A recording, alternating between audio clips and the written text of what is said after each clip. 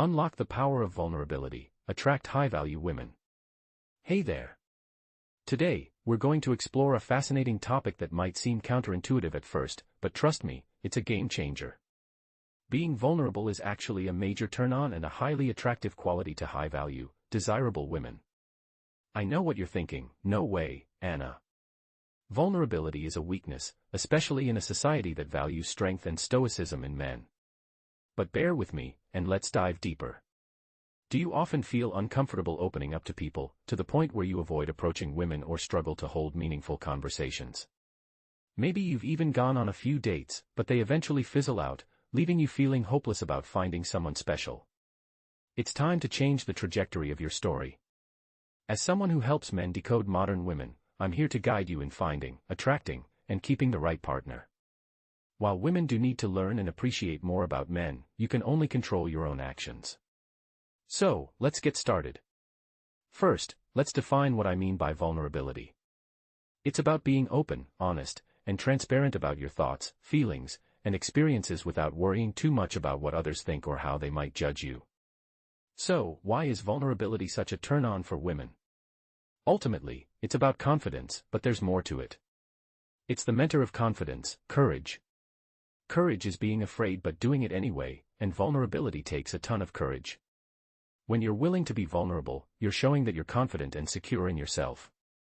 This kind of confidence is incredibly attractive to women, as it shows you're emotionally intelligent and able to communicate effectively. Emotionally healthy women find this quality highly attractive, as it proves you can handle your emotions in a healthy way. When you master masculine vulnerability with a woman, it allows for a deeper level of intimacy and connection. By opening up and sharing your true thoughts and feelings, you're inviting her to do the same, creating a stronger bond. However, there is a time when vulnerability can be an instant turn-off. We'll explore that in a minute. So, what's your new story? You're tired of being alone and lonely, and you want to settle down without settling. You now know that being vulnerable with women is key to getting into a deep and meaningful relationship. That's scary, no question. Your first call to action is to make the decision to risk being vulnerable with women. This is a difficult choice, as you're afraid that vulnerability will show weakness, and you tend to put your walls up when that happens. The first hurdle is to overcome this fear and take the leap. One of the biggest hurdles you might face is the threshold or the point of no return.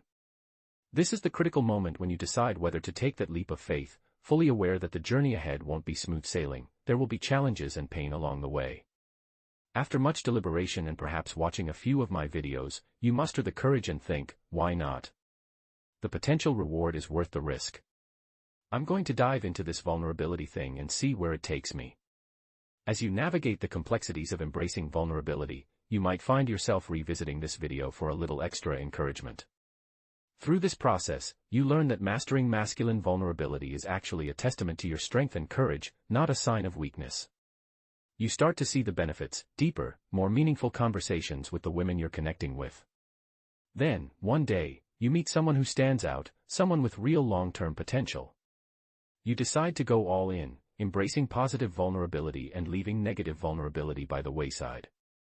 Let's explore some examples of positive vulnerability. 1. Sharing your feelings *. You open up about a tough experience you're going through or have overcome. By being candid about a challenge, you show that you're willing to be vulnerable and that you trust her with your personal struggles. 2. Being honest about insecurities *. You share an insecurity you're working on, either by changing it or learning to accept it. This might seem counterintuitive, but it can actually bring you closer. By admitting your insecurities, you demonstrate confidence and comfort in being open and honest. 3. Seeking her opinion *. You ask for her thoughts on something important to you, showing that you value her perspective and see her as a partner. This simple act can foster a deeper connection. Asking for help or support can be challenging for many men, especially those who pride themselves on being self-sufficient or people-pleasers. However, by being willing to ask for her help or input, you're actually showcasing your confidence and respect for her. You might be wondering, why is asking for help attractive? The answer lies in the fact that it shows you're not so fixated on having all the answers that you can't accept help from others. This willingness to be vulnerable in seeking solutions is a sign of emotional maturity and intelligence, which creates a safe space for emotional intimacy. And let's be real, emotional intimacy greatly enhances physical intimacy for both partners. Now, let's differentiate between masculine and non-masculine vulnerability. The key lies in your mindset. Vulnerability rooted in love, compassion, empathy, or connection is incredibly appealing. On the other hand, vulnerability driven by neediness or a desire for validation can have the opposite effect. In summary, embracing positive, masculine vulnerability can lead to deeper connections and a more fulfilling relationship. So, go ahead and take that leap, your potential rewards are waiting. Picture this, your heart melting as your significant other expresses their affection for your child, or the lump in your throat when witnessing an emotional climax in a movie like Braveheart. These are moments that connect us on a deeply human level. However, there's a type of vulnerability that doesn't resonate quite as positively, particularly in the context of romantic relationships. Let's explore this concept further. When vulnerability stems from fear, neediness, manipulation, dependency, or a sense of victimhood, it can have the opposite effect of what might be intended. This kind of vulnerability, which we'll refer to as non-masculine vulnerability, isn't appealing to many women due to underlying biological reasons. Women are naturally wired to respond to positive expressions of masculinity, and non-masculine vulnerability can disrupt this dynamic. Here's why. Firstly, imagine sharing your struggles without making any effort to overcome them. This approach can come across as staying stuck in a victim mentality, which doesn't foster emotional safety. A partner wants to see resilience and growth, not perpetual helplessness. Secondly, being honest about insecurities is important, but if you're not actively working towards resolving them or finding acceptance, it can signal a lack of self-confidence. Constantly seeking validation can inadvertently trigger a maternal instinct rather than a romantic response. Women appreciate partners who are comfortable in their own skin, not those who rely on external validation. Lastly, asking for opinions on important matters is commendable, but doing so out of a sense of complete dependence can be a red flag. It's crucial to differentiate between valuing someone's input and needing them to take charge because you're unable to. This dependency can make your partner feel less safe, not more. Examples of non-masculine vulnerability that can be immediate turn-offs include trying to manipulate someone into liking you by sharing your sob story, blaming others for your circumstances, or crying and begging for another chance.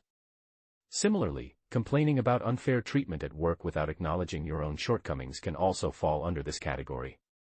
It's important to note that even the most confident individuals can have moments of fear, and that's perfectly normal. However, for a relationship to thrive, there needs to be a balance. When vulnerable moments do occur, your partner should be able to draw upon a reservoir of strong, positive, and masculine traits that reassure them of your overall stability and strength. In essence, acting too dependent can inadvertently activate a protective or maternal instinct in your partner, which is not conducive to romantic attraction. By understanding these dynamics and striving for a healthy balance of vulnerability and strength, you can foster a more secure and fulfilling connection. There are certain moments in life that reveal our vulnerabilities, which often stem from feelings of weakness. In simpler terms, it's important to understand that you cannot afford to appear weak or fearful, especially in front of her. While it's natural to experience both love and fear, one of these emotions will typically dominate your feelings in any given situation, and deep down, you likely know which one it is. So, ask yourself, is your reaction driven by fear, or is it rooted in love? When you learn to embrace and express masculine vulnerability, you will find that she is drawn to your confidence and emotional awareness. This can pave the way for a deeply fulfilling relationship, one that could be among the best you've ever experienced. It's crucial to recognize that the right kind of vulnerability is not a sign of weakness, rather, it is a powerful strength that can help you attract and maintain a meaningful connection with someone special. Finding love is indeed possible when you are open and honest with women, and mastering the art of masculine vulnerability is essential for discovering and keeping a partner who truly values you. If you're curious about the distinction between masculine vulnerability and other forms of vulnerability, I encourage you to check out my video titled, "She Leaves a Guy at Rock Bottom." In this video, you'll learn about real-life examples, including the story of Bob, who faced significant challenges after losing his job shortly after getting married. You'll want to avoid Bob's fate by understanding these concepts. If you find yourself grappling with insecurities that seem overwhelming, I strongly recommend seeking support from a counselor or therapist. If you don't already have someone in mind, I can suggest a company that offers professional help, and using my link will provide you with a discount on your first session. Thank you for taking the time to read this, and may you find the strength and support you need on your journey.